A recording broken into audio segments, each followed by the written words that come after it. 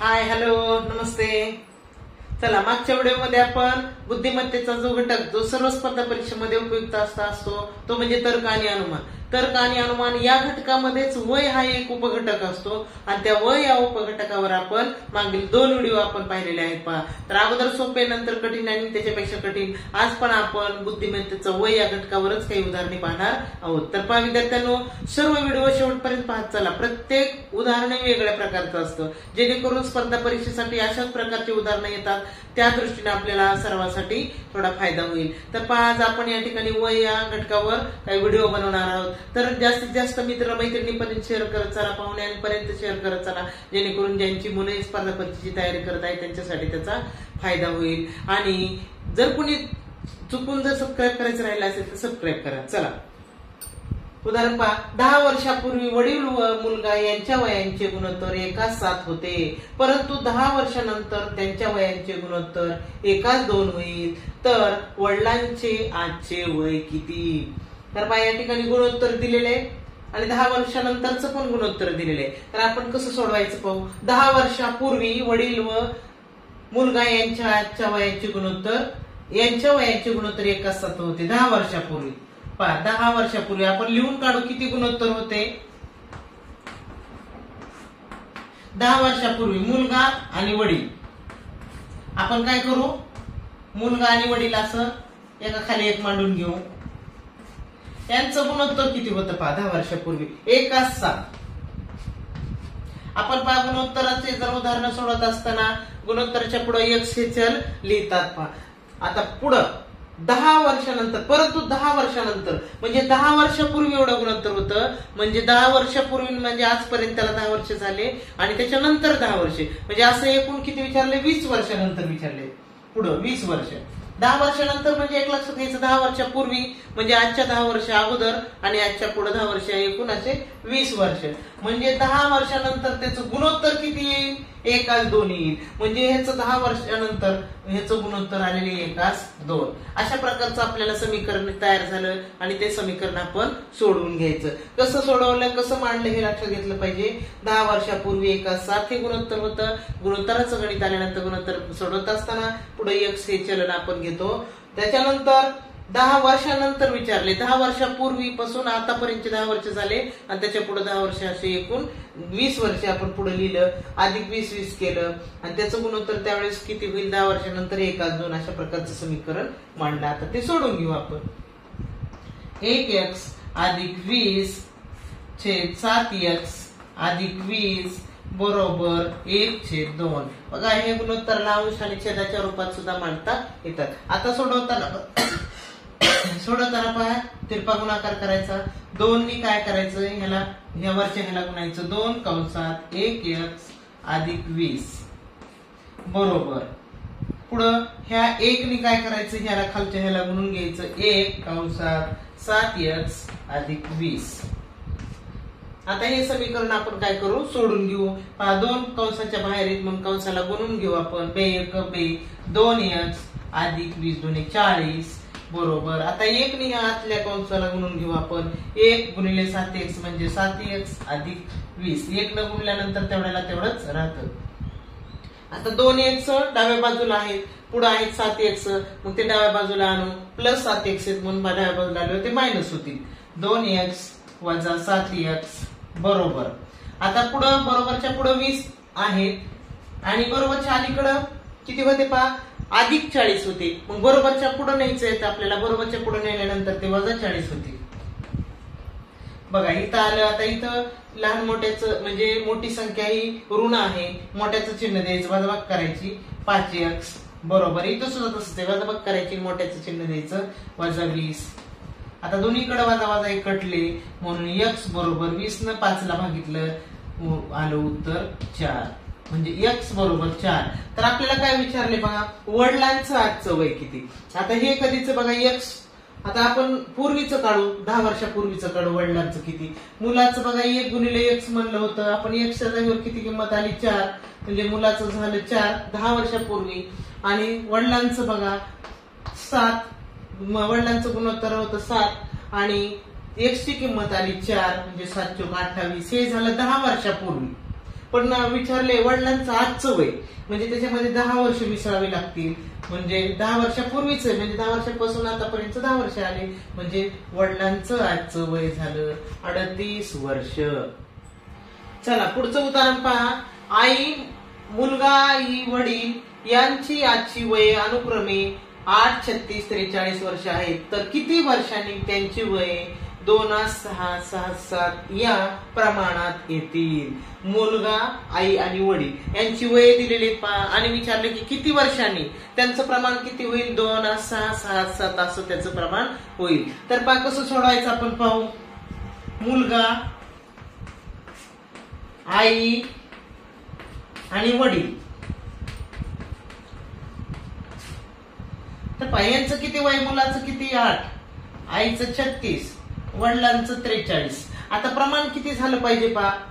2, 6, 6, 7 म्हणजे 2, 6 म्हणजे 2, 6 आणि 7 अशा प्रकारचं त्यांचं प्रमाण झालं पाहिजे. किती वर्षाने असं म्हटलेले पाय अगदी सोपं आहे, आपण तोंडी सुद्धा करू शकतो. म्हणजे पायांचं गुणोत्तर जर संक्षिप्त रूप केलं तर इथं 2 आले पाहिजे, तर 6 आले पाहिजे, इथं 7 आले पाहिजे. अशी कोणती संख्या मिसळली पाहिजे म्हणजे त्याने 7 नाही ह्याला इथल्या संख्येला भाग गेला पाहिजे, 6 ने इथल्या संख्येला भाग गेला पाहिजे आणि 2 ने या संख्येला भाग गेला. आपल्याला माहिती 7 ने भाग जाणार आहे म्हणल्यावर 43 नंतर 37 49 ही संख्या येणार आहे. 49 म्हणल्यानंतर 43 मध्ये किती मिसळावे लागणार आहे? 6. बघू आपण करून बघू. इथं 6 म्हणल्यानंतर इथं पण 6 मिसळून बघू. हे इथं पण 6, मग इथं 6 मिसळल्यानंतर आले 14, इथं 6 मिसळल्यानंतर आईच्या ह्याच्यामध्ये 6 मिसळल्यानंतर आले 42 आणि वडिलांच्या वयामध्ये 6 मिसळल्यानंतर आले 49. आता बघू. आता ह्याला याचं संक्षिप्त रूप केल्यानंतर 2, 6 आणि 7 येते का बघू. आता बघा ह्याला 7 ने भाग जाते, 7 2 14, ह्याला पण 7 ने भाग जाते, 7 6 42 आणि ह्याला 7 ने भाग जाते, 7 6 49. म्हणजे हे जे गुणोत्तर आलेलं आहे 2, 6 म्हणजे पहा त्यांचं काय विचारले तर किती वर्षांनी म्हटलेले. मग किती वर्ष आपण मिसळलेले त्याच्यामध्ये 6 6 म्हणजे 6 वर्षानंतर त्यांच्या वयांचं गुणोत्तर 2, 6, 6, 7 येणार आहे. कारण प्रत्येकामध्ये 6 6 हे मिसळलेलं आहे, म्हणजे त्याचं 6 वर्षानंतर त्यांचं गुणोत्तर 2, 6, 6, 7 येणार आहे. उदाहरण बघा. एका व्यक्तीचे 8 वर्षानंतरचे वय त्याच्या 8 वर्षापूर्वीच्या 3 पट आहे, तर त्याचे आजचे वय किती? एका व्यक्तीचं वय दिले 8 वर्षापूर्वीचं जेवढं वय होतं त्या 8 वर्षानंतरच्या वयाच्या 3 पट आहे. अशा प्रकारचं उदाहरण आहे. तर आजचं वय त्यांनी विचारलेलं आहे. तर मग आजचं वय आपण काय करू? x म्हणू. आजचे वय बरोबर x मानू. बघा मग त्या व्यक्तीचं आजचं वय किती झालं? x वर्ष. मग 8 वर्षानंतरचं आणि 8 वर्षापूर्वीचं बघा. 8 वर्षानंतरचे त्याचे वय 8 वर्षापूर्वीच्या. आता 8 वर्षानंतर किती होईल बघा वय त्याचं? 8 वर्षानंतर म्हणल्यानंतर आपण काय करावं लागेल? त्याच्यामध्ये आजच्या वयामध्ये पुढचे 8 वर्षे मिसळावं लागेल. मग आजचं वय किती? x. मग 8 वर्षानंतर म्हणल्यानंतर त्याच्यात 8 मिसळले, हे झालं 8 वर्षानंतर. आता 8 वर्षापूर्वी किती असेल? 8 वर्षापूर्वी. आता पूर्वी म्हणजे तो माग झालेला काळ असतो, म्हणून त्याच्यामधून आजचं जे वय आहे त्याच्यामधून 8 वर्ष आपल्याला काढून टाकावे लागतील, म्हणजे ते 8 वर्षापूर्वी. आता काय म्हटलेले पहा. एका व्यक्तीच्या 8 वर्षानंतरचे वय म्हणजे 8 वर्षानंतरचे वय आपण मांडू इथे x + 8 त्याच्या 8 वर्षापूर्वीच्या वयाच्या 3 पट आहे. म्हणजे 8 वर्षापूर्वीचं किती वय होतं त्याचं? x - 8 याच्या 3 पट आहे. हे कोणतं वय? 8 वर्षानंतरचं. मग आपल्याला काय करावं लागेल? 8 वर्षापूर्वीच्या 3 पट आहे 8 वर्षानंतरचं, म्हणून काय करावं लागेल? 8 वर्षापूर्वीच्याला 3 ने गुणावं लागेल. बघा गुणून सोडू आपण. 3x - 8 = 24 बरोबर इकडं x + 8 3x. आता बरोबरच्या पुढे अधिक x आहे, सारखे सारखे चल आपण जवळ घेऊ व अधिक x आहे म्हणून बरोबरच्या डावीकडे मांडल्यानंतर ते वजा x झाले बरोबर. आता बरोबरच्या पुढे 8 आहे आणि बरोबरच्या माग डावीकडे वजा 24 होतं, ते बरोबरच्या पुढे गेल्यानंतर अधिक 24 होईल. इथं आलं 2x बरोबर 32. आता इथं 2 गुणिले म्हणून पुढे नेऊन बरोबरच्या पुढे विरुद्ध क्रिया करायची, त्याला 2 ने भागायचं 32 गुणिले 32 भागिले 2 आलं 16. म्हणजे x बरोबर 16. म्हणजे त्या व्यक्तीचं आजचं वय झालं 16. x आपण कधी म्हणलं होतं आजचं वय. आणि 8 वर्षानंतर मग किती झालं, त्याच्यात 8 मिसळायचे, कारण पाहिलेलं आहे आपण x अधिक 8 म्हणजे त्याच्यात 8 मिसळायचे. म्हणजे 16 अधिक 8 बरोबर किती झालं 24. आणि 8 वर्षापूर्वीचं वय विचारले. 8 वर्षापूर्वीचं त्याचं वय किती आहे, 16 मधून 8 गेले, उरले 8. आता काय विचारले बघा आपण, 8 वर्षापूर्वीच्या वयाच्या तिप्पट आहे पुढचं वय. म्हणजे पहा 8 वर्षाच्या अगोदर किती झालं 8 वर्षापूर्वी, आजचं झालं 16 आणि 8 वर्षानंतर झालं 24. म्हणजे ह्या 8 वर्षापूर्वी, ह्या आज आणि 8 वर्षानंतर, म्हणजे पूर्वी, आज आणि नंतर. तर आपल्याला काय विचारले पहा, 8 वर्ष बरोबर आले का बघू आपण. 8 वर्षापूर्वीच्या तिप्पट आहे हे 8 वर्षानंतरचं वय, बरोबर आहे. 8च्या तिप्पट आहे 8 वर्षानंतरचं वय 24. म्हणजे त्याचं आजचं वय किती, तर आजचं वय आलं त्याचं 16. वडिलांचे आजचे वय मुलाच्या आजच्या वयाच्या 4 पट आहे. आणखीन 4 वर्षांनी वडिलांचे वय मुलाच्या त्या वेळच्या वयाच्या 3 पट होईल. तर मुलाचे आजचे वय किती, तर वडिलांचे आजचे वय मुलाच्या आजच्या वयाचे 4 पट आहे. मग आपण काय करू, मुलाचं आजचं वय x मानू. मुलाचे आजचे वय बरोबर x वर्ष मानू आपण. आजचं वय मुलाचं x मानलेले. मग वडिलांचं बघा किती, त्याच्या वयाचे 4 पट आहे. म्हणजे वडिलांचे आजचे वय